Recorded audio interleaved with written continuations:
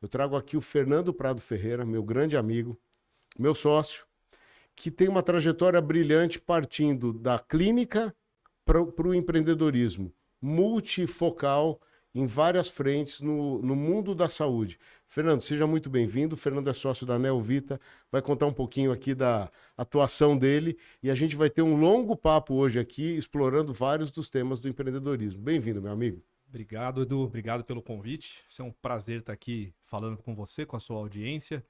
E realmente esses temas são temas interessantes, não só para quem é da área médica, mas tenho certeza que quem é médico e trabalha na área médica vai se interessar muito, porque é uma dor que muitos colegas passam ao longo da carreira, que é como sair só da clínica sem sair dela, conseguir empreender, conseguir fazer o seu negócio, ser um negócio que dê prazer, que dê liberdade, que eu acho que esse é o grande problema que o médico não tem hoje, a liberdade.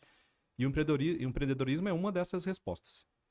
Olha, super legal. E nós nos conhecemos num ambiente de negócios por meio de um programa de MBA em empreendedorismo, onde nós dois cursamos.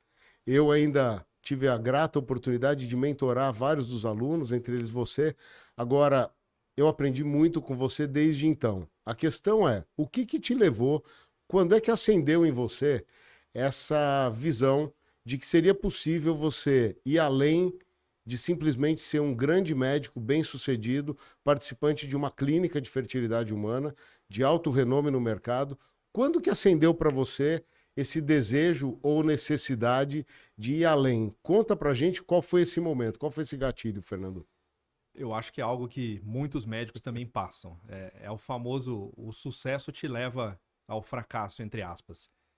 Quando você começa a fazer uma medicina bem feita, isso em qualquer área, em qualquer trabalho, mas no meu caso específico, você começa a fazer um trabalho bem feito, começa a ter resultado, começa a ter nome, pacientes te procurando, chega uma hora que a sua agenda fica tão ocupada e tão cheia que você não tem tempo para mais nada, você não tem tempo para família, você não tem tempo para lazer, você não tem tempo para divertir. Eu não tinha férias, final de semana, feriado, quase 10 anos seguidos sem conseguir, porque era eu sozinho tocando a clínica.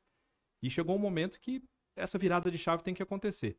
Bom, eu tenho uma clínica, eu sou dono dela ou eu sou funcionário dela? E o pior tipo de funcionário, que não sou CLT, se eu não tenho 13º, não tenho férias, na verdade eu tenho 11º, porque se eu tirar férias, fica um mês sem ninguém recebendo lá na clínica. E aí eu tenho que pagar o 13º dos funcionários que estão lá comigo. Fora a conta de todo mês, né? Fora as contas de todo mês que não para de chegar.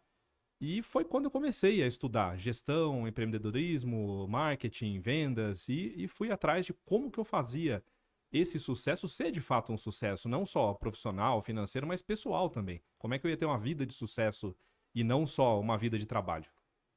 Então, e aí nesse momento, quando abrem-se aí as possibilidades, é interessante porque em várias matérias, né, em vários setores, o profissional ele acaba lendo, ele acaba descobrindo possibilidades, mas parece uma utopia, porque o ambiente de empreendedorismo é um ambiente tão diferente do ambiente que o médico está acostumado a conviver, que imagino que deva ter havido naquela ocasião aquele gap de falar, bom, tudo bem, eu sei que eu preciso fazer alguma coisa, mas por onde eu começo, onde eu vou, com quem eu converso, como é que foi esse ponto para você, dessa virada de chave de falar, eu preciso ir para algum lugar?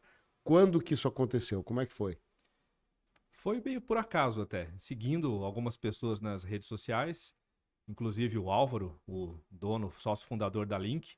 Eu já seguia o Álvaro por outros motivos, gostava muito das publicações dele. Foi quando ele lançou a proposta do MBA em empreendedorismo. Eu falei, pô, tá aí, eu acho que é uma pessoa que eu conheço, que eu admiro o trabalho dele. Eu vou fazer, vou me candidatar a essa vaga e vou fazer esse curso, porque eu acho que é o local onde eu vou ter não apenas o conhecimento técnico que me falta, mas também o famoso ambiente, a ambiência que faz uma grande diferença, onde eu vou encontrar pessoas que estão no mesmo ponto que eu, querendo empreender e precisam de respostas. E foi aí que me matriculei na Link para fazer o MBA, onde te conheci também, onde a gente fez parte da mesma turma, que você, além de aluno, era mentor também de muitos dos colegas. E foi ótimo, foi o grande ponto de virada na minha vida, na minha carreira, foi ali.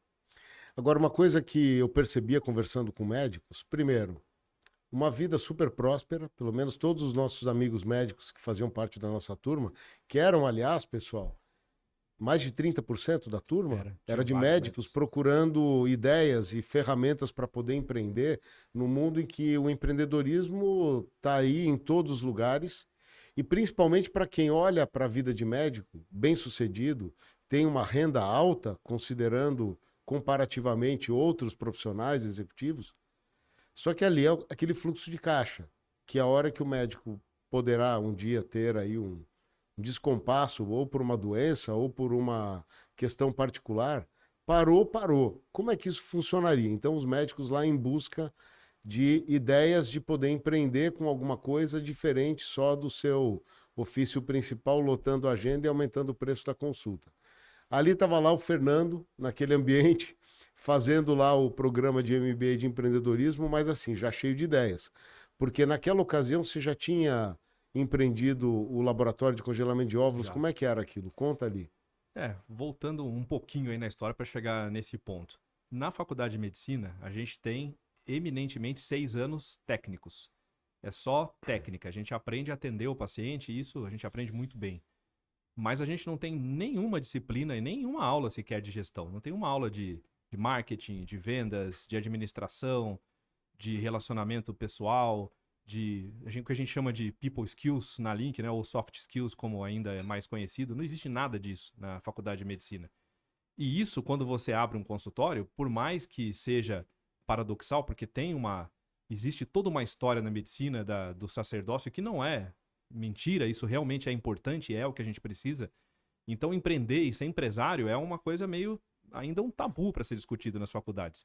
Mas a hora que você tem um CNPJ, você é um empresário, você é dono de uma empresa, no sentido estrito da palavra mesmo.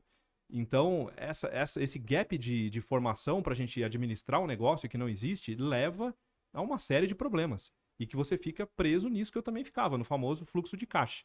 Que é eu ter a entrada de dinheiro, saída de dinheiro e o famoso quanto que sobra no final do mês. E que se você tem qualquer coisa, você ficou doente, precisou tirar férias, fazer um curso, você para de receber, que você parou de trabalhar. E aí, como é que funciona?